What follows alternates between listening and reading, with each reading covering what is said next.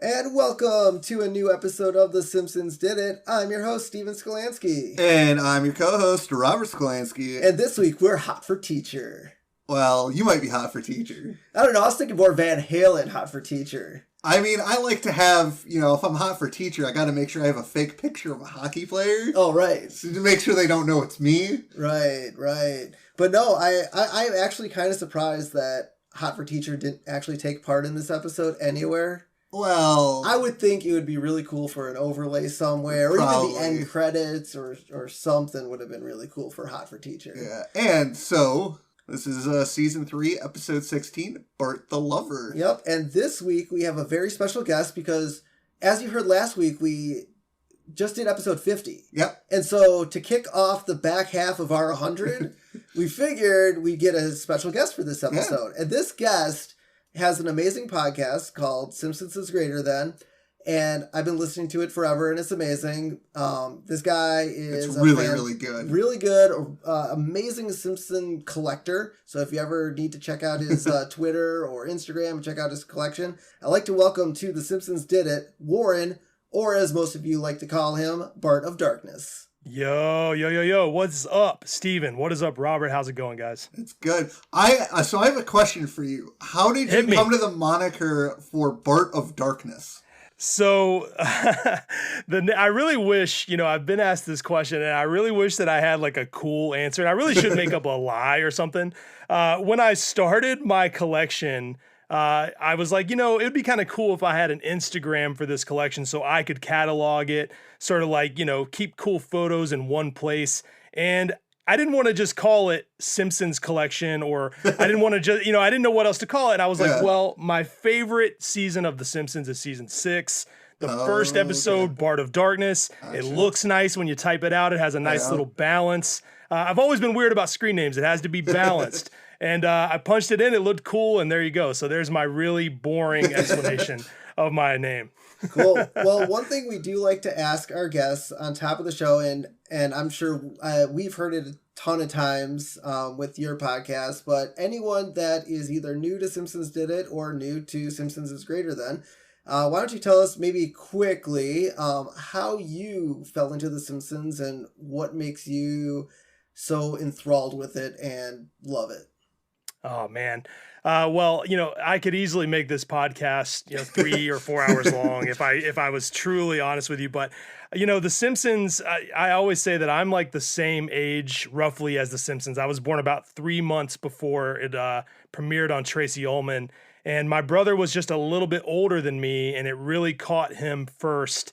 And so there's photos of me in like 91 wearing Bart pajamas, holding like Ninja Turtle toys. And I always say too that I had a single mom, and she worked a lot of nights and didn't really get to monitor what we were watching on TV. So, I saw The Simpsons even when I was probably too young to, that I should have been watching it. And it always spoke to me for, if I really have to narrow it down to my child brain, I think it's just the way it looked. It's these weird characters, spiky hair, overbites. They're cartoonish in a totally different way. And I think if you're a kid born in the time frame that I was, there was really no keeping you away from that. Even if you didn't get the jokes, even if you were really too young to understand why it was special. And then as you get older and you start to connect with it differently, it just, to a certain kind of person, I think it really connects with you in a way that no other show does. And I think it just, that staying power that the show has, combined with just the way it looks to a child's brain, turns into someone like me with a room full of crap. I don't know. No, and I get that. I mean, I was born in 83, so I came into The Simpsons pretty much right away. My brother was born in 87. Yep. So a couple years. Yeah, I mean, it was more. I was more age appropriate, I think, because I was 7, I guess, when it came out and on TV. My brother was only 3, so I mean, I think I kind of guided him into. Oh yeah, for sure. Simpsons. I definitely started watching because. I mean, it was definitely one of those right before dinner things. 5 and 5:30, watch it, have dinner, and then.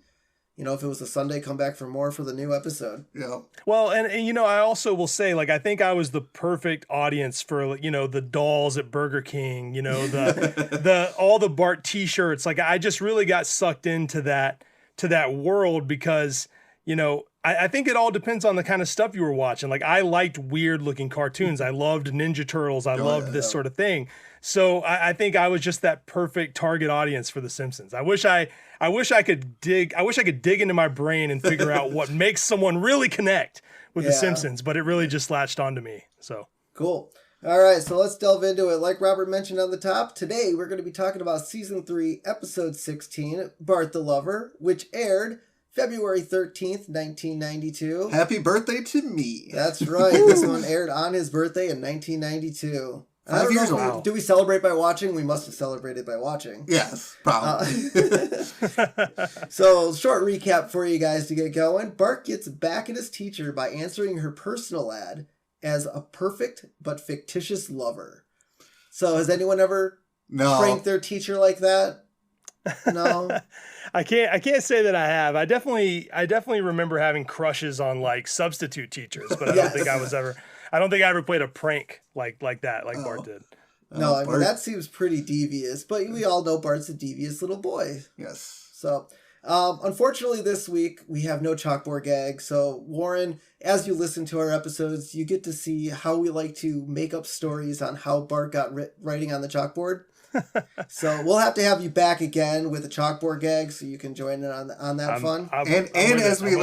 As we learned from Mike Reese, the reason for some of these things is because to make the episode longer. So there you go. That's perfect. And this was one that went from The Simpsons right to the couch. Yep. So the couch gag this week: an alien sits on the couch and then goes away as the Simpsons sit down on it. That's a repeat. And it's a repeat. So I don't know if. Who was that? Was that Mike Reese as well? Yeah, Mike Reese as well. Yeah, he was telling us that the repeats were to double up on episodes, but they got rid of the repeats because people would sit down, watch the episode, and think the actual episode was a repeat, and then turn it off. Yeah. I want to say it was Al and Mike that there was the episode, like the big episode with the elephants and the band, and like they reused that one a ton of times, and I want to say that was mostly on their episodes. Yep. Yeah. And that's the reason why they stopped doing it, is because people sat down, saw the couch gag, and were like, well, this must be a repeat. I already saw it. I mean, for me, sitting down, I didn't really care if the couch, I was going to watch The Simpsons. Like, I really didn't care if it was a repeat. So this week we start on Bart's class. They are watching an old black and white educational film where apparently a kid wishes to live in a world without zinc. So they're learning about why zinc is important. And this is a parody of the 1940s educational short film, A Case of Spring Fever. And for any of you people out there, it was also later featured on Mystery Science Theater 3000, which is a fantastic show. They've done a lot of parodies. And I believe The Simpsons it was Family Guy who did a parody of Mystery Science Theater 3000. So I thought that was kind of cool where, The Simpsons, we know, love to make references to older stuff like this. So it was kind of funny to see that. And then on top of it, so in the film, the kid is like, he's like, oh, there's no zinc. He tries to commit suicide, but he can't because the trigger or the pin? The pin was made of zinc, so he couldn't commit suicide. Yeah, I got to say, I love how dark of a joke it is that they're not only showing, they're showing an educational film where a kid tries to kill himself, which is dark enough, but the fact that the kids are bored, the fact that they're not even, it doesn't even get their attention that this kid tries to pull a trigger at his own head. So that just kills me every time. Yeah, and then he wakes up. I love how he wakes up. He's like, thank goodness I still live in a world of telephones, car batteries, handguns, and then I love how it shoots a couple bullets out of it, and many things made of zinc. So good. That is fantastic. And then, as Warren mentioned, the kids aren't paying attention. We see Milhouse is sleeping, Nelson is carving his desk with a knife, and Bart just yawns. They're not interested. I mean, they don't care. Martin is, because Martin's the geek. I do like how it's the 90s and no one cares that Nelson has a knife in class. Yeah, oh yeah, if that was today's age, oh boy.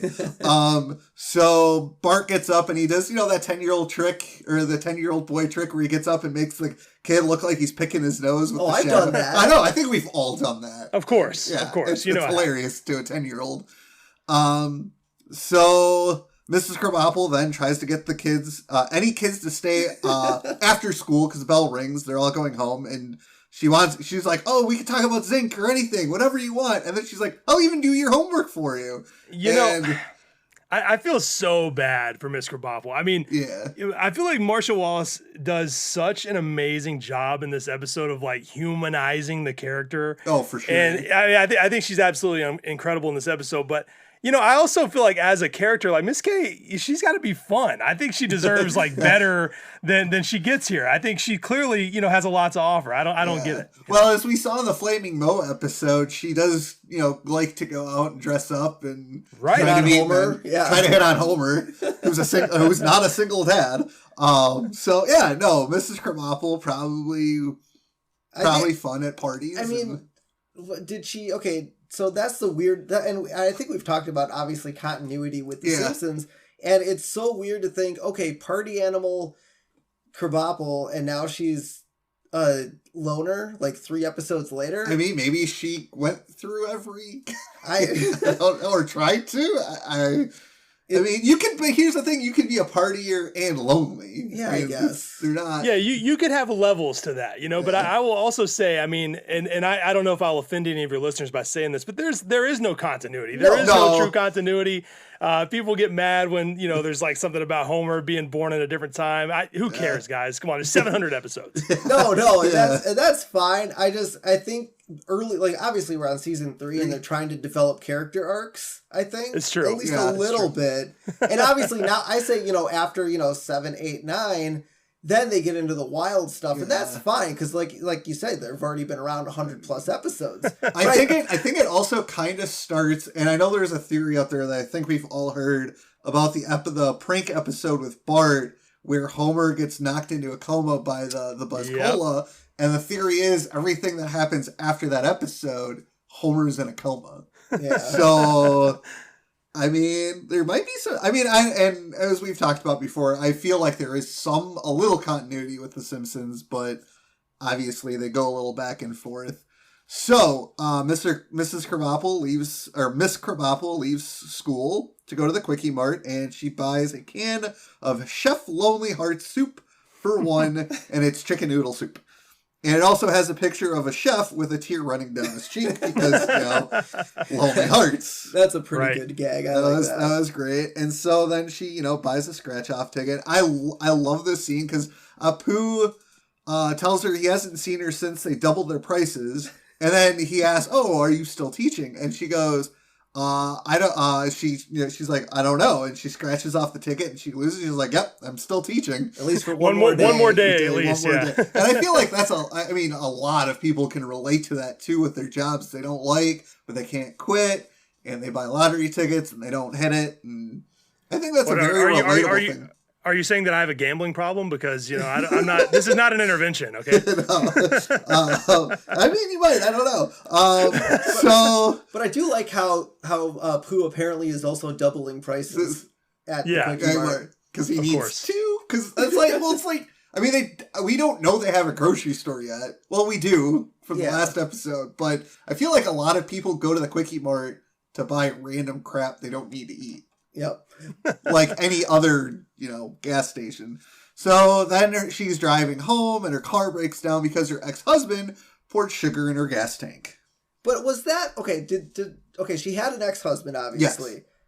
But I feel like he doesn't play much of a part. Do you think that was just the what was it? Gas station attendant? The gas station attendant thinking that her ex-husband sugar tanked her car, or do you think it was like Bart Simpson's sugar gas tanking? I mean, that's an interesting question. I do feel like there's at least 1 or 2 more references to her having an ex-husband, but like, It's We never really hard to, see you never see him, which again, I want to know what is wrong with Miss K. Maybe I secretly just love Miss K. Maybe that's what it is. Warren the Lover. We'll retitle this episode. So, Krabappel goes home. We see she has a purple cat. Which I don't think I've ever seen a purple cat. I've never seen a purple cat. I'm assuming that's an animation thing that maybe either lost in translation or they told them to make it purple to maybe stand out. I mean, that's why the Simpsons are yellow, so they stood out. Cats are purple. Although Santa's Little Helper's black, and yeah, that's true. Or not Santa. Snowball's too black, and Santa's Little Helper's brown. So they're normal colors. Yeah, but that's true. Maybe it's one of those African purple cats. I think I told myself that it was like probably like a gray cat that just sort of the night, like the moon was casting sort of a purplish tint. On the cat. I'll stick with that. I like that. So then we see a little chalkboard in her kitchen, and it reads, "Great Tess, homework, cat food." Well, she has her priorities straight. She's got to make sure the kids, But what's homework? There's a grade test and homework, and then feed the cat. I'm assuming that's what that is. Was it 2 separate lines? Yeah, it was 3 lines where it was grade test, homework, cat food. Or does she have her own homework? We'll get into this later in the episode, but this episode is full of sexual innuendo, so maybe that homework just means something filthy. Who knows? You're not wrong. So she has the Springfield magazine, and there's a picture of Krusty on the front, and the headline reads, "Krusty picks Springfield's best chili." Man. So that's chili cook-off. Yeah, it must be the chili cook-off week. And the other articles in the magazine, we talk with J.D. Salinger, and as for anybody out there who doesn't know who J.D. Salinger is, very famous novelist, but a recluse, doesn't like to talk. Yep. So that's the joke there. Springfield on $1 a day. Well, don't go to the Quickie Mart for that. No, they double the prices. Yeah. And then we get a personal ad page called Looking for Love. Call Klondike 53457. So is that our first Klondike phone number? No, because Homer has it when Bart tries to call. When Bart gets in trouble, and he has to call his work. It was Klondike. Oh, was it? Yeah. Oh, okay. Yeah, they love their Klondike fives. Yeah. So then Krabappel's like, screw it. She calls the number to place an ad, but then she gets impatient that no one answers, and then she yells that she needs a man. She wants to place the ad. She needs a man. And, it's, again, they're doing a really good job with her character to humanize her, showing that she's lonely. So then after that, we cut back to the school. There's a school assembly, and honestly, this is probably the second best thing in this episode, for me at least. Bart throws a paper airplane and hits Todd Flanders in the eye, and he goes, "Ow, my eyeball!" and everyone starts laughing. You think that would be a Ralph moment, though. I know. But not a Todd Flanders moment, but it's still hilarious. But Todd's as geeky, I think, as Ralph. He does. I mean, okay, so to be fair, who hasn't been wild during the pre-assembly? We all gather around, we hang out with our friends. Yeah. Who doesn't do stupid stuff? I was not the best kid, so I'm sure I did plenty of that. See, that's another thing. I watched way too much Simpsons from way too young, and I took those things to heart a little too much. I was spending too much time in the principal's office. So you were a Bart My Simpson. poor mother. Oh, 100%. My poor mom. I feel so bad for her. And so Skinner finally walks in and he tries to get the kids to calm down. And he's like, "I can wait as long as you." And then after literally 2 seconds, he's like, "Okay, knock it off." Well, they knocked it off at least. Yeah. I mean, I guess, I don't know if I can't think of our principals being that. I mean, in our schools, the kids usually were able to remain calm when, the adults were talking. Yeah. Even in elementary school. Yeah. And so we have the assembly, and it's led by Ted Carpenter. And he walks out on stage. Let me set the tone. So lights are down, comes out on stage. "Kids, this is a yo-yo. Kind of dull, huh? Not much competition for a video game. Or is it? Presenting the Twirl King champions, Mr. Amazing." And he's a man in a blue jumpsuit, hand flips onto the stage and twirls out 6 yo-yos at once. It's pretty amazing. That's spectacular. Yeah. And then Ted Carpenter is like, sparkle! And a woman in a blue jumpsuit twirls out 2 yo-yos, then twirls out 2 others from her ears. Yep. I'm going to say physically impossible. Yeah, probably. Probably. Unless she had like those loops in their ears and they tied the earring. Yeah, but once the yo-yos drop though, because we have this thing called gravity. Maybe. And then next up, zero gravity. And this guy moonwalks out onto the stage and twirls a yo-yo towards the ceiling, and it doesn't fall down. Interesting. I mean, I loved playing with yo-yos as a kid, but I never was able to do that. I mean, I could do some pretty good tricks with the yo-yo. We'll get to that in a second once we get out of the playground. So, the last guy, the Cobra, and a man pops out of a wicker basket, opens his mouth, and twirls a yo-yo from his tongue. That's a really big mouth. Yes. Or a really sick trick too. A really sick trick. Yeah, that is a really sick trick. And Bart's line, those guys must be millionaires. Clearly. Now, so as we were young, who did we see or something that we thought, oh my God, these guys must be millionaires and I want to do this when I grow up? Have you guys had that moment? I mean, probably athletes. Yeah, for me it was unfortunately athletes, which turns out that's just true. So yeah, but none of us were good enough for that, which is I might have thought that like teachers made a lot of money. It's hard to look back on that and remember. Yeah. I'm sure I looked at anyone in authority and assumed they were just super rich. Yeah, and I mean it's kind of funny to think about even nowadays where video gamers and YouTubers are millionaires.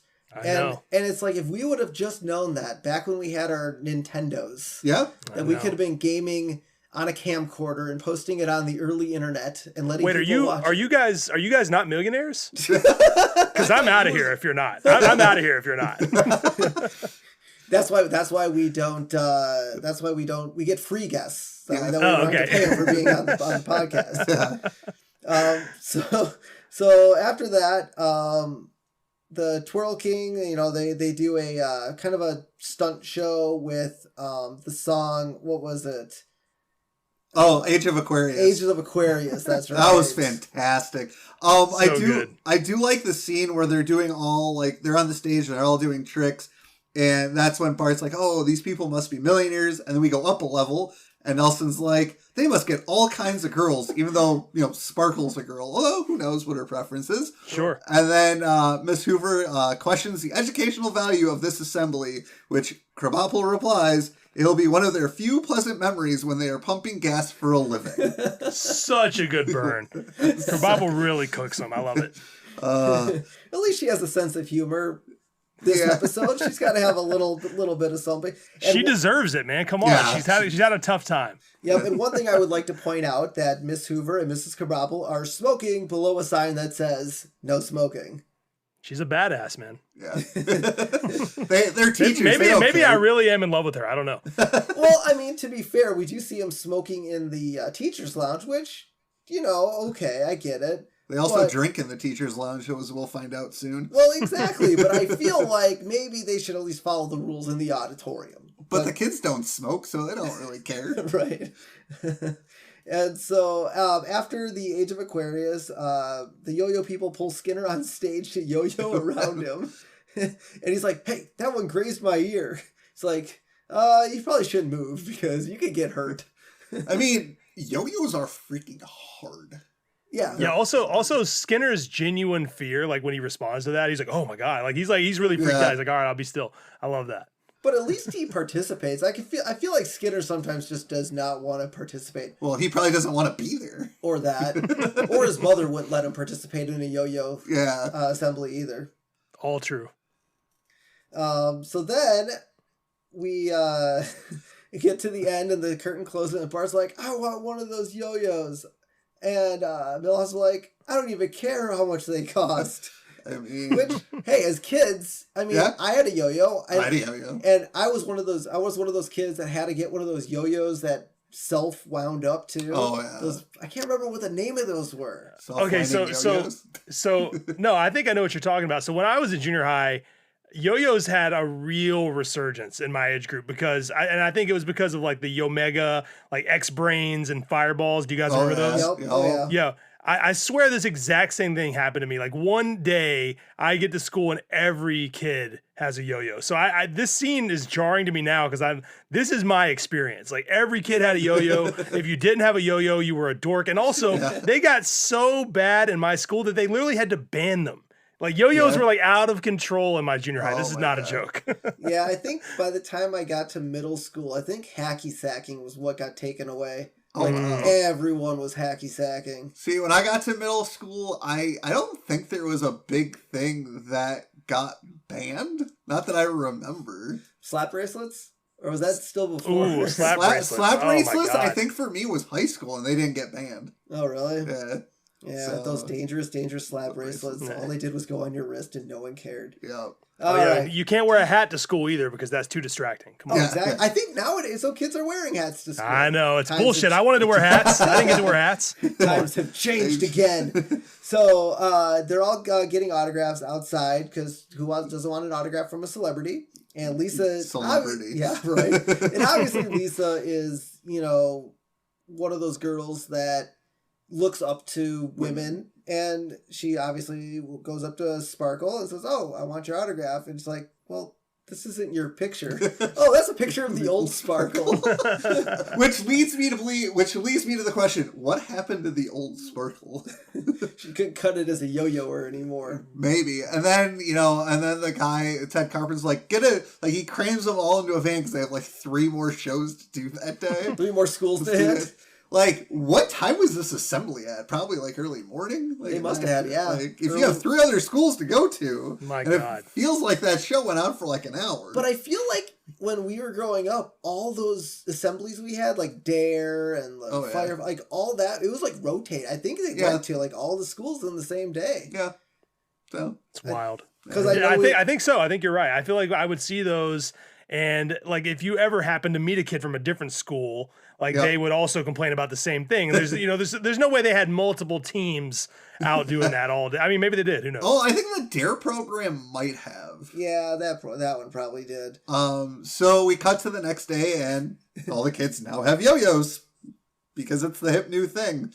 And so we cut to Nelson trying to do a trick, and he can't do it. So this kid mocks him, and Nelson's like, "I got a trick," and hits the kid with the yo-yo. And as we've mentioned in the past episodes, I think I forget what the last episode was where we saw Nelson's 2 bully friends, but they're there with him. Yep. They are. I noticed that too. I love seeing those guys. I think you don't see them since Bart the General, if I'm not mistaken. They actually did come back. It was a season 3 episode. It was. Okay. Was I'm glad someone thought to bring them back. I wish they were still there. I know they would look weird by today's standards. Really but- weird. Yeah, I think the thing is they went away after Dolph Kearney and Jimbo got introduced, and I think the writers probably thought, okay, we introduced more bullies, let's just mix Nelson in with them. Yeah. And then I don't know maybe what happened in the writers' room, and they were like, oh, you know what, Dolph Kearney and Jimbo haven't been in an episode in a while, let's bring back these 2, lackeys from... I love those little cronies, man. They look so awesome next to Nelson. Yeah, it was, because we did mention it when they came back that we hadn't seen them since Bart the General, and then they came back. So now they're there for an episode, and as we like to do, we'll put a pin in it and see if they show up again. Yep. I would like to think, I was going to look it up, but I didn't. I kind of wonder when Teenage Mutant Ninja Turtles Secret of Ooze came out, because I feel like Nelson would be the guy that would do the Michelangelo around the world. Oh, yeah. And just rail a bunch of kids in the head with the yo-yo. He definitely would do that. Absolutely. So then we cut back to the Simpsons household, and Bart's in the kitchen doing tricks, and Homer sees him doing it, and he motions Marge to come over to watch, because he's really good at yo-yoing, which... I mean, some kids were able to pick it up. I was okay with it. Oh, I could walk the dog. The trick that Bart does, where it does the triangle. I could do that. Yeah, I was pretty decent with a yo-yo. I was pretty nice with a yo-yo, I gotta say. I could walk the dog and make it sit there for like a few seconds before popping it back up. That was about my extent of my yo-yoing.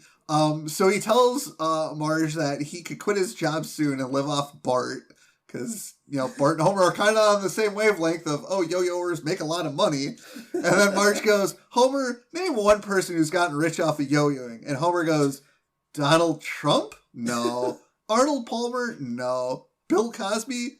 No. Because none of them made their names off of yo-yoing, obviously. No. Arnold Palmer is a drink. No, I'm kidding. He's a golfer. No, I think, God, it's really weird to think about. But this does not. I don't think if this line was said today, it would stand up at all. The only guy in these three that is not a bad person, from what I know, is Arnold Palmer. I mean, he made an awesome drink. He made his money on the drink, but he also golfed a little bit. That was but yeah, when I heard that line, I'm like, oh my God, thank God this aired in 92 and not 30 years later. It feels weird to hear his name in Homer's mouth like that. I know. It feels weird. But I mean, he's been around forever, unfortunately. Yeah.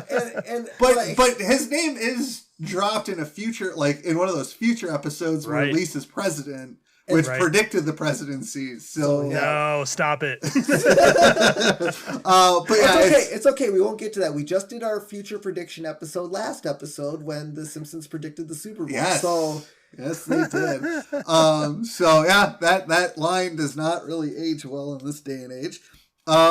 So we cut back to school, and Krabappel is now teaching the kids about the Pilgrims, and also goes, "Do they have yo-yos? Enough about yo-yos." And then okay, they landed at Plymouth Rock and they went with the Indians, and Milhouse's like, oh, they had yo-yos, right?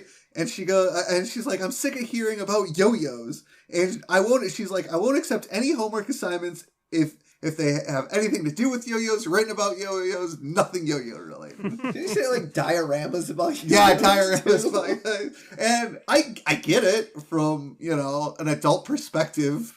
At some point they get, and as you said, Warren, your school banned yo-yos. Yeah, I mean she's had enough of the yo-yos. I'm sure with everything she's dealing with, she's just sick of hearing about the damn yo-yos. Yeah. So as she's teaching another, I don't know if it was more Pilgrim stuff, but Milhouse asks Bart if he has any new tricks, and Bart's like, yeah, watch this. He's like just one. A little something I like to call plucking the pickle. Yes. And let me ask you guys, do you guys know what that means? I don't. Okay, so plucking the pickle is literally a term for masturbation. And what is really funny about that is, and I had heard this and I did a little research. So apparently the writers really wanted to call one of the yo-yo tricks something that had to do with masturbating. But the censors were being really crazy about it, obviously, and plucking the pickle was the only one they could get past the censors. So that is true. Plucking the pickle, and there's a few more in this episode that I swear mean masturbation, but plucking the pickle quite literally is masturbating. So there you go. And this makes it even better, I guess. I build up a little steam and yeah, it's so filthy. This episode is full of filthy jokes. Yep. So Bart twirls the yo-yo and it smashes into the aquarium, and water and the fish pour on the floor. Mrs. Krabappel looks over at the yo-yo in the aquarium and follows the string all the way to Bart's finger, and we get, I think this is probably the first one, the I didn't do it from Bart. Yeah, that's fantastic. So good. And as we all know, Bart did it because the string went to his finger. But okay, so correct me if I'm wrong, but is that the episode where that's the episode where he goes on to Krusty the Clown show and does the I didn't do it bit? Yep, that's the bit. Bart gets famous. Yep. Yeah, so I feel like Bart's a little ahead of the game on this one. He is. I would love to see the class all turn to him in the next scene and say, "Okay, Bart, say the line." So you're just finished, that's all. So, Bart gets a month of detention, and Bart is cleaning up, and Willie comes in to take the fish. He's like, oh, the fish are going to a better place. And we get like a couple seconds of silence, and then we hear a toilet flush. Yeah. Because he flushed it. I mean, what else do you do with dead goldfish? Yeah. Yeah, and these fish have great names. I just want to point out Stinky and Wrinkles are great names for cats, for cats, for fish. For fish. Yeah. Well, for cats too. And for cats. And for cats. But fish, that was fantastic. Now correct me if I'm wrong, but man, do you think a month of detention is A little strict. That is a little strict. But it is Bart, though. No, but okay, so what happened to the whole Bart gets sent to the chalkboard? I will not yo-yo, I will not pluck my pickle in class. Now I'm waiting for a chalkboard gag where there's something like that. I don't think they've done it yet. But You guys are never going to see this episode the same now that you know what that means. No. Oh my God. So Krabappel asked Bart, if their roles would reverse, would he? Oh, so Bart goes up. It's like, oh, can I get my yo-yo back? He's like, if our roles were reversed, would you give me back the yo-yo? And then Bart daydreams about being taller than Mrs. Krabappel, and he's doing the whoop and takes it away and goes up and down, and then it flashes back. He's like, yes, I would. So Bart apparently. He's a liar? Well, apparently he really wants his yo-yo back. Well, yeah. I mean, okay. Has anyone gotten something taken away from a teacher? I'm sure I have. I can't think of anything specific, but I'll tell you a funny story that reminds me of is my friend Nate. Shout out to Nate if he ever hears this. He once had his iPod taken by his principal, and his principal was going to keep his iPod until the end of the year, which I thought was like the most insane thing I'd ever heard at the time. This was in like high school. So I can't think of a specific example, but anytime I see that, I immediately think of Nate having his iPod taken. I do know what I got taken away from me. Okay, so I don't know if this technology ever made it past my grandpa. So put it in perspective, my grandpa had a lot of money and he got some of the most randomest like technology. I had a pen that was a radio. Oh my God, I forgot about that. And so you put the headphones in like the top of it, and like you literally turn the dial on the pen. It was a radio. And I remember in school one time I was like writing, doing my homework, but I had one earbud in my ear listening to the radio while I was doing, and that got taken away from me. When did you get it back, though? When did you get it back? I think it was end of day. I think it was, and then make sure you don't bring it back to school. Yeah, I'm sure I've had stuff taken away and like given back. I know the big thing in my high school, and this was like when cell phones started to be kind of a big thing.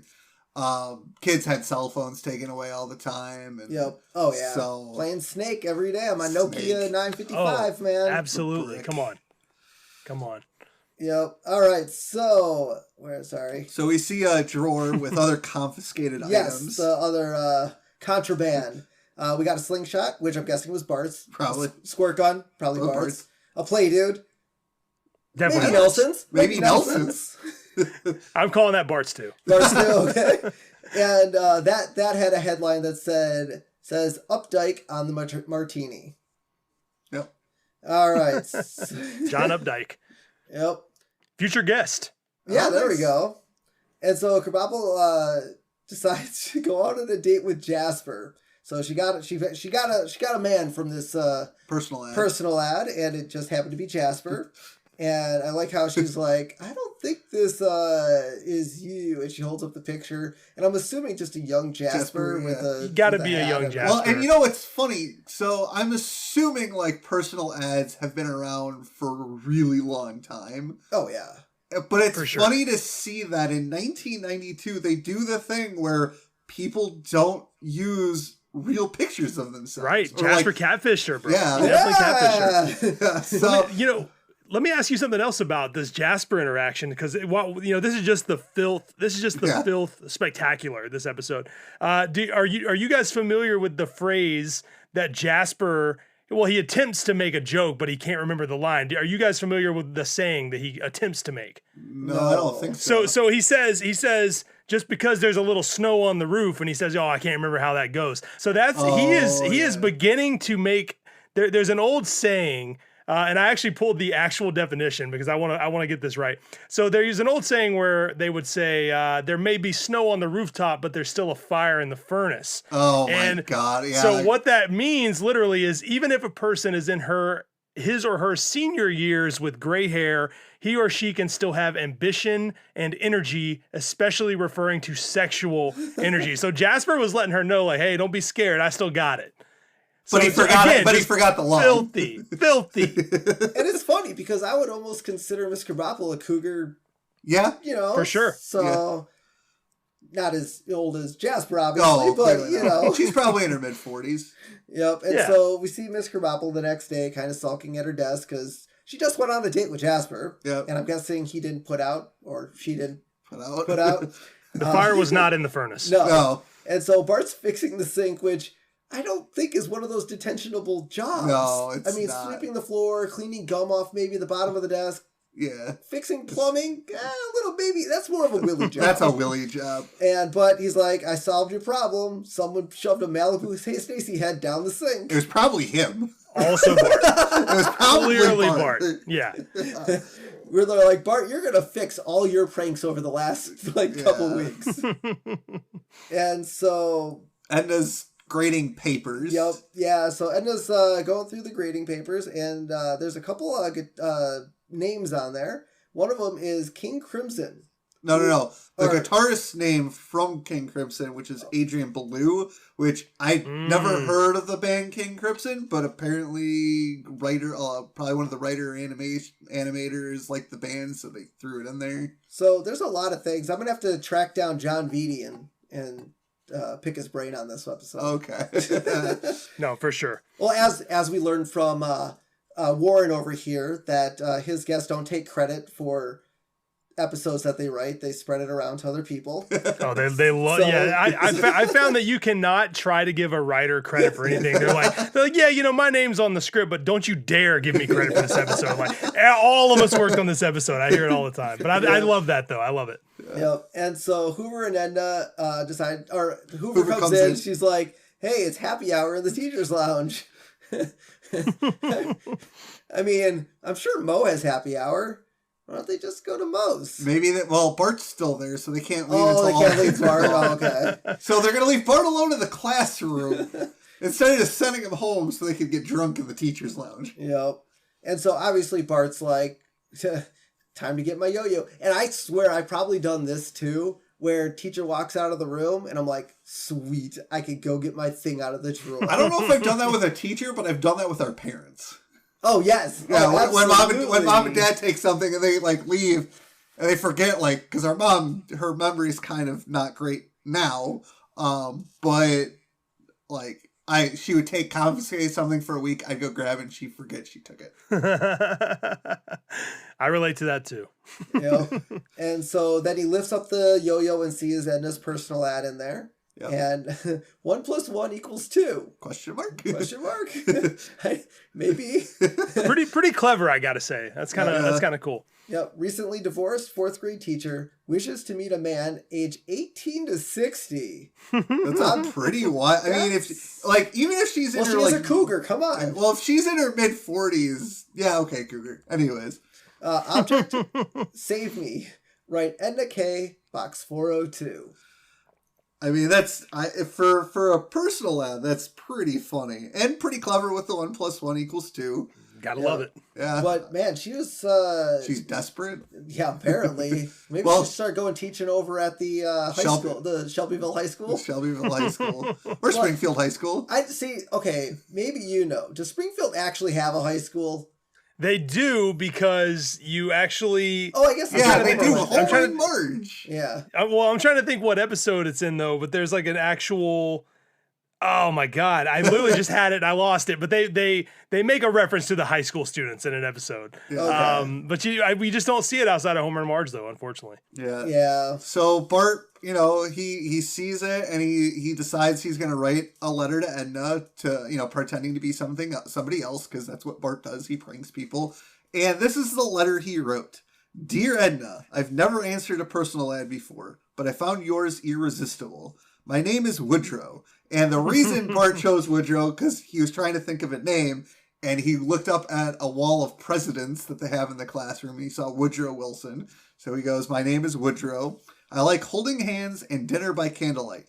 And oh yes, I really hate yo-yos. and I wish you would have done it in the Spanish accent. I can't do it in a Spanish accent like in Kerbopple's head. But why? That's the funny thing. I'm like, why is Kerbopple thinking... I mean... Because she's imagining him wants him. But okay, so her guy that she's looking has a Spanish accent. Clearly, that's her imagination. Yeah. So they cut back to the Simpsons. This is kind of a weird scene. I mean, I guess it develops the Beast story. But so we cut back to The Simpsons where Marge and Homer are in the kitchen. And Marge tells Homer they should let the dog in. And Homer says, but dogs love the outdoors. And we cut to the outdoors and we see Santa's little helper just shivering outside. And he tries to get some water out of his bowl, but the water in his bowl is frozen and his tongue gets frozen to the water. And when did it turn winter? Yeah, that's a good question. It is an odd, yeah, it is sort of just, it just sort of changes on a dime for the scene. But I got to point out that Homer explaining the doghouse to Marge might be one of my favorite jokes in the entire series of The Simpsons. Like him just saying, "Let me walk you through it. Here's the door, and this happy little character is the sun." It literally, it fucking destroys me. It's so good. Oh my god, yeah. Marge suggested, Homer, buy a doghouse, and he's like, "Marge, you've been brainwashed by all those doghouse commercials." Like what? Okay, I don't ever remember seeing a commercial for dog houses. No. Like, that I could think of. But it's funny because it's kind of, commercials are a lot of commercials tend to be aimed towards children because they'll go ask their parents to buy them because adults are usually not as susceptible to seeing a commercial. Like, no, those as seen on TV commercials, man. Well, I'll buy all that as seen on TV stuff. That will work on some people. It really will. And but I just firmly believe that Dan, there should be an award specifically created just to give Dan for that reading of the explanation of the doghouse. I cannot stress enough how perfect that joke is. I'll shut up now. You know what? Marty's probably right. It's probably safer just to buy one, and it would probably I don't know if it'd be cheaper to buy one, but Homer built that awesome spice rack that only collapsed after a week. So yeah, well, it's definitely safer for them to buy one, especially for Homer. So Bart comes home after they're done talking about the doghouse, and Marge is like, "Oh, how was detention?" He goes, "Oh, I'm starting to get the hang of the floor waxer." So now they have him fixing pipes, cleaning desks, and waxing the floor. So what's Willie doing? Camping out and just flushing fish. Yeah, flushing fish. Well, as we saw in the episode where Skinner burned "Will You Marry Me" in the grass, Willie just sat there and watched Bart, planting seeds. So Willie's probably somewhere in the back making sure he doesn't screw up. Yeah. Instead of, actually probably doing the work himself because he's an adult. My headcanon is gonna be that he was getting those Lucille Ball oyster shells ready for the Springfield swap meet in a few seasons. Right. Yeah. So the mail comes and Bart goes through it, and we get a letter back from Edna.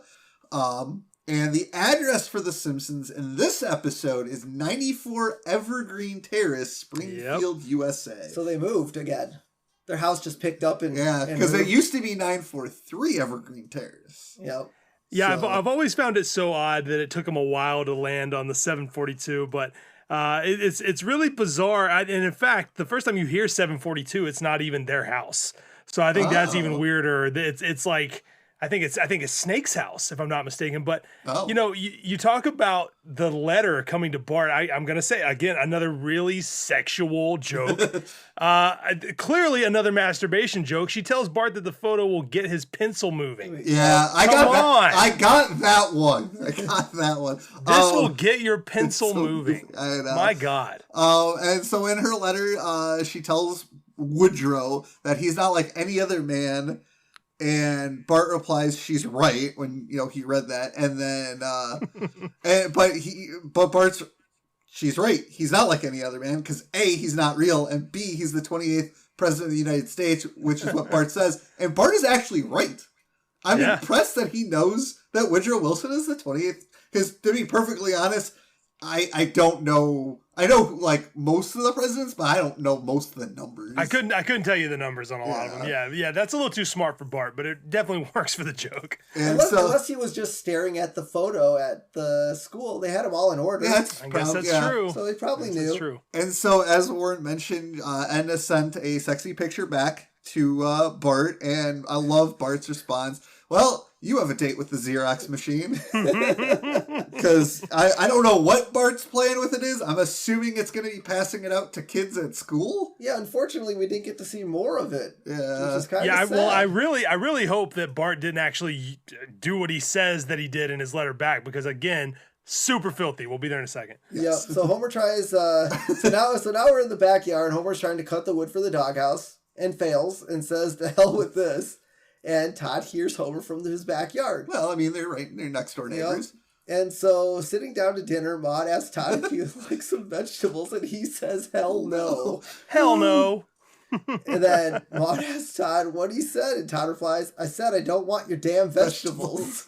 Oh my god! The famous "I don't want any damn vegetables" line. That's classic. Fantastic. Yeah. Oh, I just hearing Todd say that is just. But, you know, so I was kind of looking up because I couldn't remember which one was older, and I believe Rod is the older one. Yep. Right. And so, but, you know, Todd is the more impressionable one of the two Flanders kids. Yep. So it kind of makes sense that he would hear this and say it, where Rod would probably hear it and go, oh, he'd probably yell at Homer for swearing. Right, yeah, those are dirty words. We don't say those. Can we also talk about how funny it is that Ned punishes him by telling him he's not going to hear any Bible stories? Yeah, that's a punishment.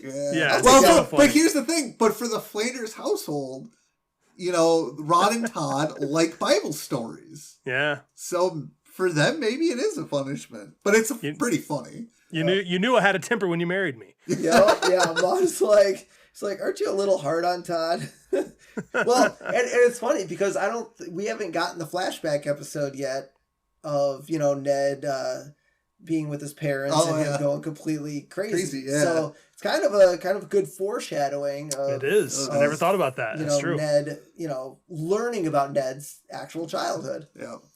And so so Ned calls Lovejoy and he's eating some pie, I'm assuming. Yeah. And he's like, clearly a pie made of ice cream because it just melts. Yeah. Like what kind of pie just melts into? I never understand that joke. Yep. And so he's like, it's Ned, or Helen's like, oh, it's Ned. Oh, if he's after those damn quarters again. Because in the scene, he was telling a story about how he shorted a guy a quarter, and it took him all day to track him down. And it was revelation. that whole scene is unbelievable, to be honest. Everything from the family to the phone call, all just perfect. Yeah, perfect stuff. And so it's like, Todd said a bad word. Oh, do some. What was this like? Did he must have picked it up from somewhere in the Bible. Yeah. It's like, where in the Bible? Oh, page 900. And actually in the Bible, I believe they do say damn a couple times. And hell. I've never actually read the Bible, so. I think the best part of that joke is how, you know, he tells him that he didn't want any damn vegetables. And his response is, well, Ned, you know how kids are. Sorry. Was it asparagus? I love that he chose to asparagus. So good. This episode is unreal. This episode is so damn funny. Yeah. Yep. My God. And so after he hangs up the phone, he's like, oh, that damn Flanders. So even Lovejoy is going to swear. Yep. And so Bart now goes to Lisa for advice on writing a second letter because he used up his A material. Boy, holding hands and candlelight dinners, man, that's some A material right there. Yeah, but Bart hasn't had his first love yet. No, that is true. It's also, I think it's coming up, though. I believe so, yeah. Yeah. Coming up soon. And so Lisa's like, oh, who's the girl, Bart? You know, as kids will do, oh, you have a crush. Yeah, I was like, is it Sherry? Is it Terry? Is it that weird girl? The weird girl with the lazy eye? Or something like that. And he's like, no. And then eventually he just wanders off because he's not going to take any crap from Lisa. Yeah. And so then we cut back to Ned, and he's kind of going through the list of, well, where did Todd hear this? And he's like, well, it's not from TV. And he's like, and Maud's like, well, he used to watch Davey and Goliath, but he stopped because the thought of idea of a talking dog was blasphemous. I love that so much. Well, God created the animals, and a talking dog is not one of them. It should be, though. Yeah, right. So, possible bland influences we see on Ned's list are bumper stickers. Okay, True. yeah. Comic books. Yep. I read a lot of comic books, and unless you're talking like Deadpool or Suicide Squad, a lot of it's, yes, there are some, but most DC stuff and most Marvel stuff is pretty... Makes a hell of a lot more tame. sense than bumper stickers, though. Yes. Yeah. I don't know. I've seen some raunchy bumper stickers. That's true. That's true. And then there's Grandma. I don't know. Our dad's mom. Our dad's mom. Yeah, she used to... So I guess we never meet the Flanders grandparents. No, I don't think we ever do in almost 700 episodes now. Yeah, they're probably The only time you even really hear about them is when Ned lies that they're going there. Yeah. Yeah. And Homer loves Flanders. And then the last one, television. Which it wasn't. It wasn't. So Bart decides to go and ask Marge if she saved the love letters from Homer she sent to her. And there was only one, and it wasn't really a letter. It was more of a postcard from Duff Breweries. And then we see the... world's biggest pull tab on the front. Yeah. That's fantastic. I love this postcard because Homer's like, oh, Marge, you have such a nice, like, what was it, like a nice butt or something? It's like... A butt that just won't quit. It's like, oh, pretzel, $5. Give me a beer. Like he wrote it, clearly you could tell that he wrote it drunk. And it is, I love it because, in college and after college when I would hang out with my friends and we would have our, once a week hangout where we probably drink a little too much and the slurring of words would start. It just reminded me of that, and it's hilarious. And I love how Marge thought that was thoughtful enough to save. Yeah. Well, to be fair, clearly Homer doesn't write anything to Marge, so... he told her she had a nice ass. I think that's worth holding on to. Yeah, so... So Bart kind of thought it was cool, too, of Homer. Yeah. So we cut back to Bart cleaning up at Edna's desk, and she sighs. So Bart goes, "Oh, penny for your thoughts." And as he's asking that, he spits into a mug and he cleans it with his spit. Spit shine. A little spit shine. Oh, gross. So Bart decides to write Edna another love letter. So then we cut back to Ned trying to figure out where Todd is getting a potty mouth, and he's outside playing with Rod, and Rod doesn't swear. I don't think Rod probably wouldn't have said it, so he's like, oh, not from his brother. And then all of a sudden, Flanders hears from the Simpsons' backyard, Homer is swearing up a storm, because, he's trying to build the doghouse, and Homer can't build worth crap. And so Ned goes to talk to him, hey, can, He's like, look, Homer, all of us pull a few boners now. Yeah, and why then. didn't I write this down? I swear this is like one of the funniest things because I got it for you. Oh, you got it? Hell yes. So it's Hell like, yes. Look, Homer, all of us pull a few boners now and then, go off half-cocked, make asses of ourselves. So I don't want you to be hard. I don't want to be hard on you, but I just wish you wouldn't curse in front of my boys. The real topper on that is that I don't want to be hard on you because it's already really funny and he sort of trails off and he's like, I don't want to be hard on you, but yeah, it just never stops. So I do love Homer's reaction when Ned comes over. He's like, oh, if it's about the camcorder, I lost it. I love that too. But Ned doesn't even care about the camcorder. He cares more about the fact that Homer, is swearing. Although I'm pretty sure stealing is a bigger sin than swearing. Yeah, but man, Ned saying ass and half-cocked, and I just love the emphasis, the emphasis on those words. Oh my god! And so Homer tells Ned that he doesn't complain about his mustache, and Ned's like, "Well, what about my mustache?" Well, it just makes it seem like you have something to hide. He's like, and so Ned's like, "All right, Homer. How about this? I'll shave off my mustache if you quit the sailor talk." And then Homer goes, aye, aye. And as Ned walks away, I love how Homer calls him Admiral Butthead. God, such a playground insult, but it's Homer, and it's so funny. So good. And so we cut back to the school, and now Hoover is reading Bart's latest love letter while hanging out with Edna in her classroom. And she's like, oh, when are you going to meet this guy? Well, first, I'm going to write him back, and then I'll reel him in. And Bart is sitting in the back of the classroom, but he's clearly listening to them talk. Oh no, because she's like, oh, I'll ask for a picture first. Yep. And so he overhears that. And this is probably my favorite part of this episode because I'm a huge hockey fan and I'm a huge Red Wings fan. And Bart grabs a magazine in the classroom, mind you, called NHL Stars of 1969. I don't care why this magazine is in there because of the fact that he pulls out a picture of probably one of the greatest hockey players of all time in Gordie Howe. And it is just so great. I absolutely love it. Yeah, it's great. And they hit us with the stats at the end of the episode. Which I got those for anyone who cares. I got Gordie's stats. I care. Okay. I'm probably the only one, but... Yep. And so, wow. So Homer tells Marge that Flanders thinks that he swears too much, and Marge is like, well, you know what? I agree with him. And Homer's like, oh, look at you taking the side of Mr. Goody Two-Shoes. Yeah. Is there a conversation where you don't bring up your hero, Ned Flanders? And Marge's like, well, actually, you... No!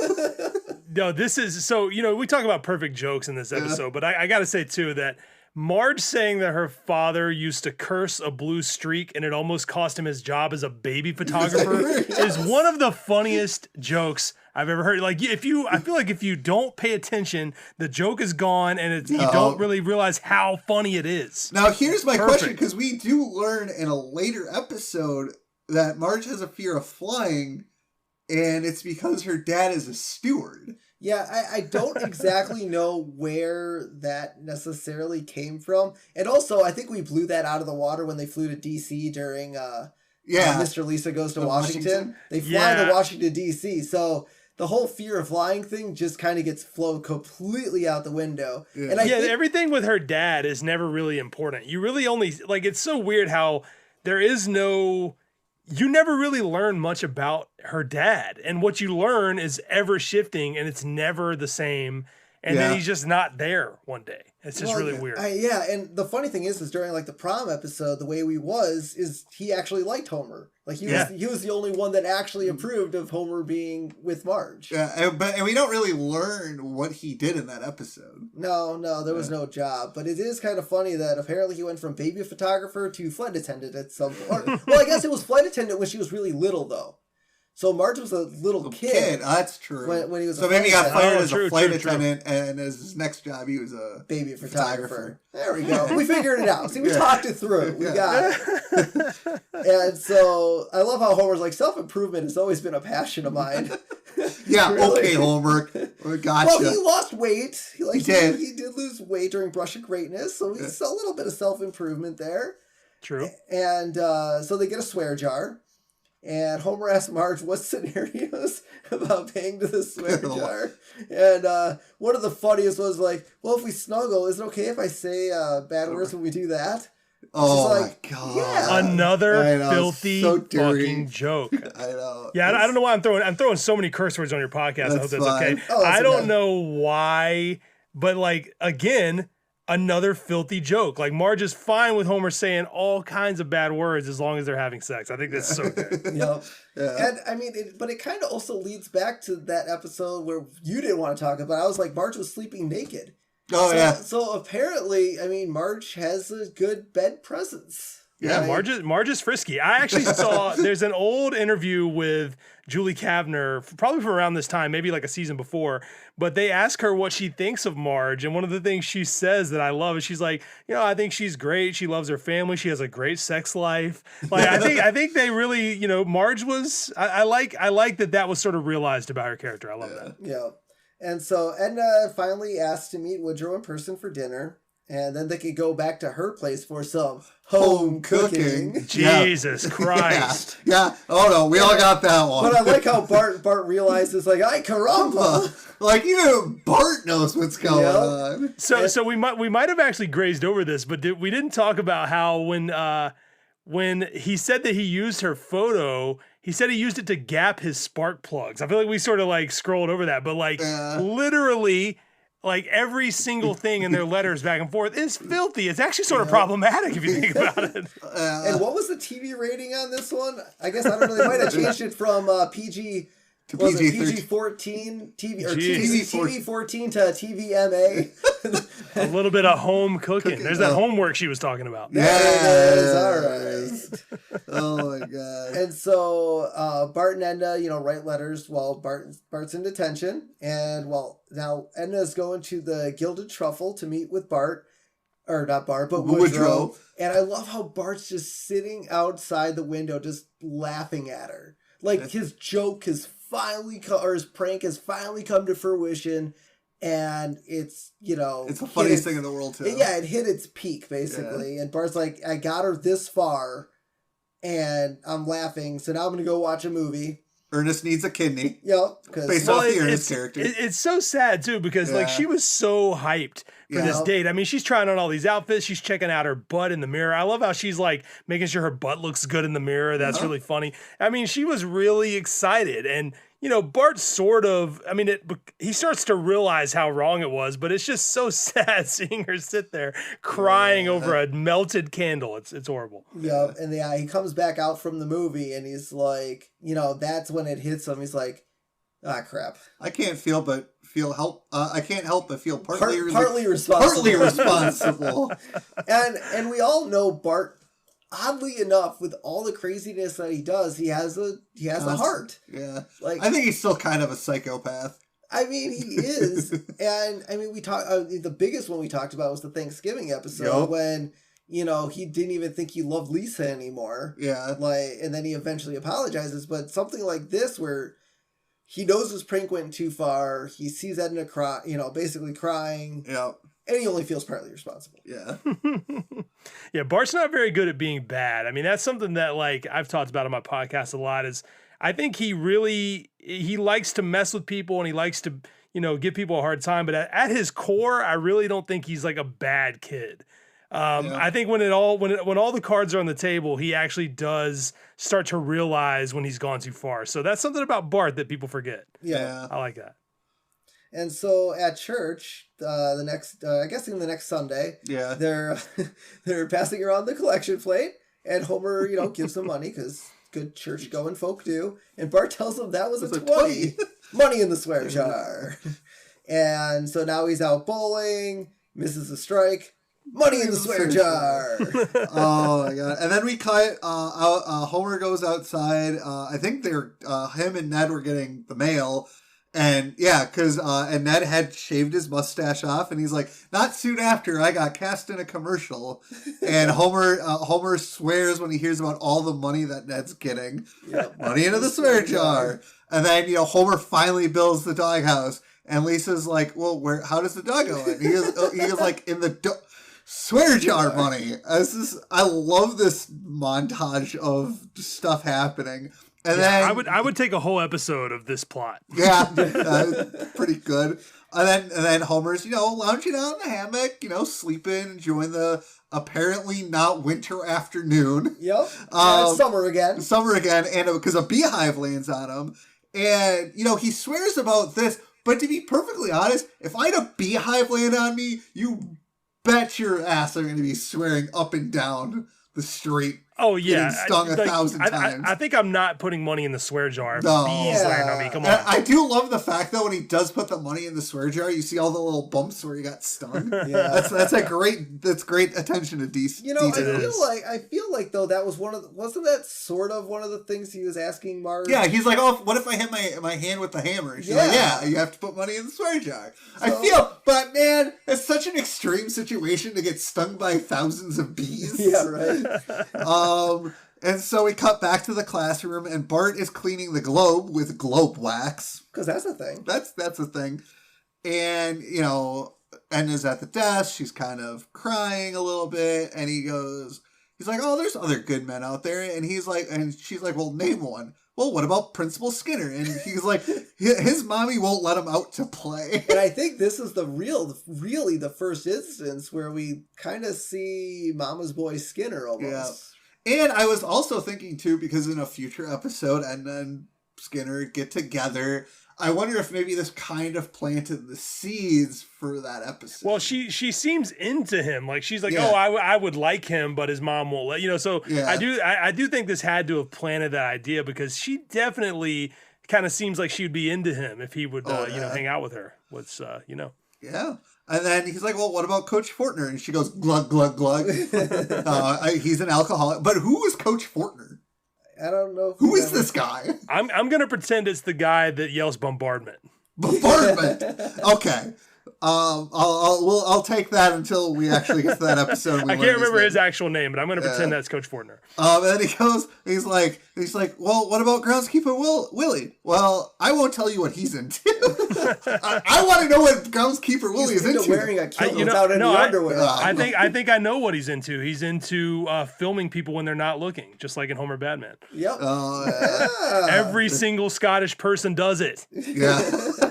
And so, you know, Edna tells Bart he's the closest thing to a man in her life, and then she cries. Yeah. I mean, this is like the part of the episode that is kind of hits because, you know, Edna just wants what any one of us wants is a person to be with. And she cries. And so we cut back to Homer hammering some wood, and he hits his hand with the hammer, but he doesn't swear. And then he steps on a nail, and he still doesn't swear. Fiddle-dee-dee. Fiddle-dee-dee. This will require a tetanus shot.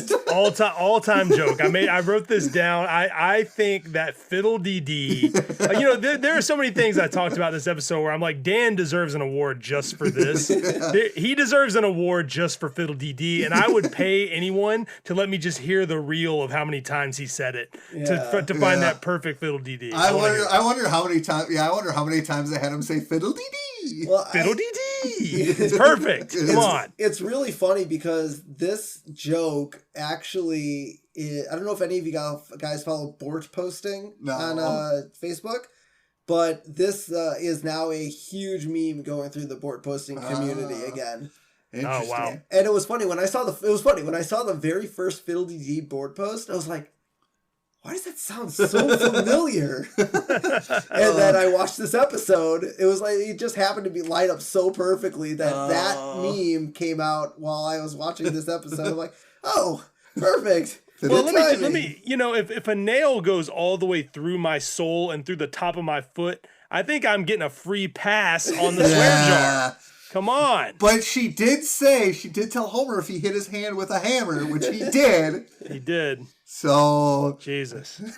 So Lisa and Marge wheel a doghouse to the backyard, and he's like, "We can't afford that." And they're like, "Well, we use the money from your swear jar." And he's like, and Marge tells Homer that there's a little bit left, and there's a surprise for him in the doghouse. And then Maggie pops out, and Homer's like, "Oh, Maggie." Woo. He's like, that's cute. That's cute. And then Marge's like, no, Maggie's not the surprise. He's like, look behind Maggie, and there's a 6-pack of Duff. Yeah. She's like, and he asks Marge how she knew. How do you know I like beer?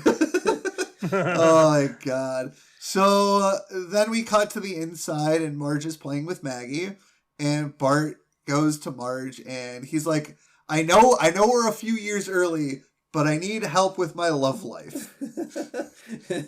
Yep. And so Lisa's like, I knew it.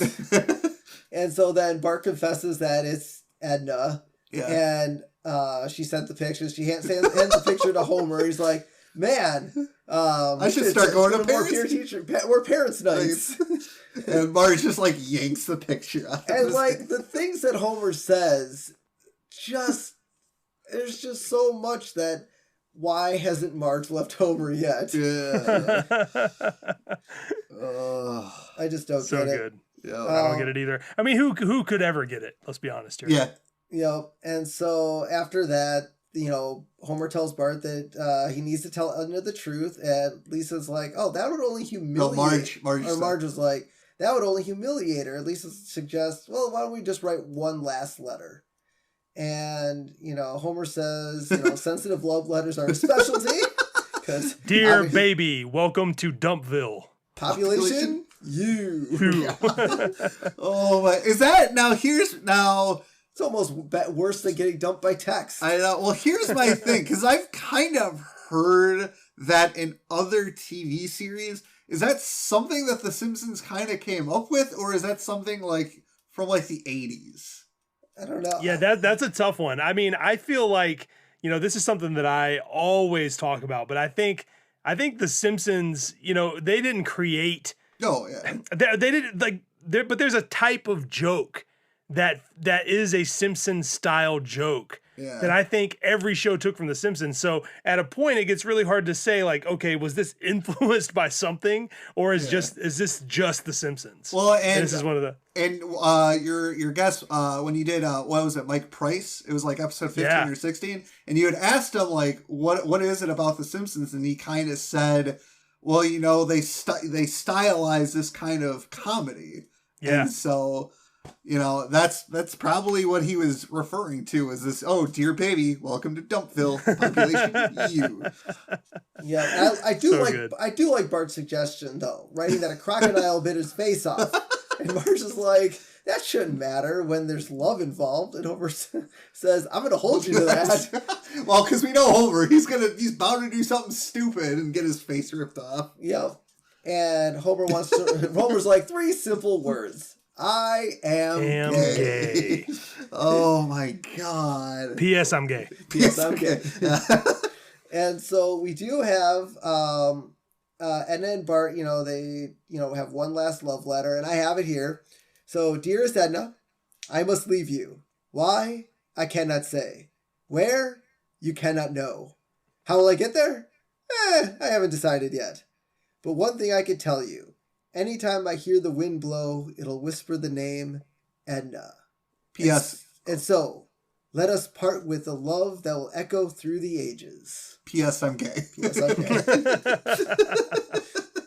I mean, that's a pretty good follow-up. And I like how, it's almost sad, but it's kind of, it's so weird to see that, Edna's so happy that, not, letter under the door. She's ready to meet him or, something, but then it's the letter. And, I think it's sort of enough closure for her to say, all right, I missed on this one, even though it wasn't real. It makes her feel like they did want her, but there was something out of their control. And I think that, at least makes her feel wanted. And I think there's something really special about all this because even the family, writing the letter together, being brought closer by it, like the lighting in the room, this like special kind of moment.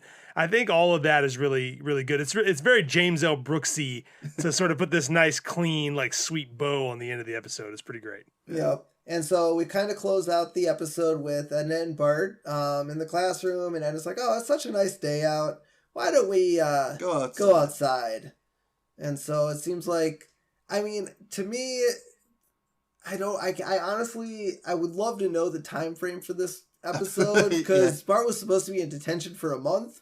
So he's still in detention. So is it? Oh yeah, what the hell? It was hot. It snowed. That's like what all these seasons. Was it March? Was it that stupid Smarch weather? It had to have been. Lousy Smarch weather. Perfect. Yeah, this is when they must have misprinted those calendars. And so we have a picture before we get to the credits, we have a picture of Gordie Howe and his career hockey stats, which, for those of you that would like to know, for National Hockey League, games, 1,767 games, 801 goals, 1,049 assists, and that adds up to 1,850 points. Wow. For his NHL career. That seems really good. I don't know much about hockey. Is that good? That's good. Very good. Yes. Not as good as Wayne Gretzky, but no. It's close. It's close. For the World Hockey Organization, 419 games, 174 goals, 334 assists, totaling 508 points. Pretty good. And so I'm guessing mostly Olympics. Probably for that. How many games are normally in a hockey season? 82. Well, 82. Actually, so just really close to basketball, yeah? Yeah, so but when Gordie Howe played in the 60s, 70s, and I believe early 80s, if I'm remembering his career correctly, I believe they only played like 54 games. I think the 82 game format came out later. And also, his nickname is Mr. Hockey. So if that doesn't tell you how good he was. Yep. Yeah, that says a lot. Yeah, and so if you want to put them all together, so his whole major league totals, 2,186 games, 975 goals, Wow. And 1,383 assists, totaling 2,358 points. Wow. Yeah. Yeah, I love sports, but for some reason, hockey. I've never been much into hockey, but I'm a basketball and football guy. All right. So, for our final thoughts, we have a rating scale for any new listeners out there. It is 1, dough. 2, eat my shorts. 3, don't have a cow man. 4, sprinkles. And 5, everything's coming up Millhouse. So, Warren, since you were a guest, why don't you give us your rating? 1 being the lowest, 5 being the highest, and explain a little bit. Obviously, I think we probably know, but you can explain. I gotta say, I'm giving this one a 5, and I think that anyone who listens to my podcast knows that I advocate for newer Simpsons. Also, I do think there's great episodes of The Simpsons throughout its entire run, but this episode, like, this is just quintessential classic Simpsons. Like, you hear people say, like, oh, season 3 is the best season ever. Like, you hear people say this a lot, but it really is. Season 3 is kind of insane. It's kind of insane. And, when I've seen this episode 100,000 times, but watching it for this to come on here with you guys, I found myself just laughing every like 3 seconds. This thing is packed to the gills with funny jokes. So, I mean, I think this one would make a top 10, maybe a top 5 for me, especially of this era. And I think it's perfect. I think everything, like the lesson Bart learns, the way it brings the family together, it all ties up nicely. Everyone's sort of satisfied by the end. Fucking great episode. Love it. Cool. So when I was talking, prior to doing this episode, I was like, it didn't really hit for me. And then as we were going through it and like learning some of the stuff and talking about the jokes, I'm going to go, it's not quite a 5 for me. It is a fantastic episode after like talking over it with you guys. And I will give it a 4 sprinkles. It's a great episode. I love the Gordie Howe reference.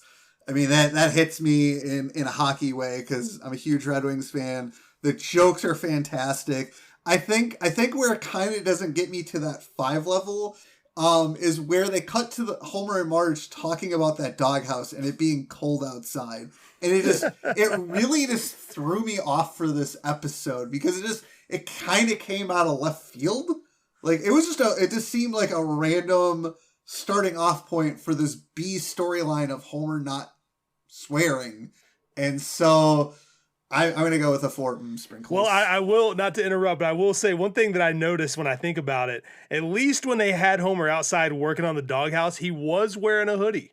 So Okay. they did at least acknowledge a little bit that it was cold, which I'm just now sort of thinking about. So that is something. But I mean, I'm kind of with Warren. I'm a 5. Everything's coming up Millhouse. I think just where everything went, the yo-yo stuff was amazing. It really reminded me of not to interrupt, I totally forgot about the yo-yos. Yeah, I mean, I think it just reminded me of my school, like growing up and going through that sort of same scenario that Bart did, getting something taken away.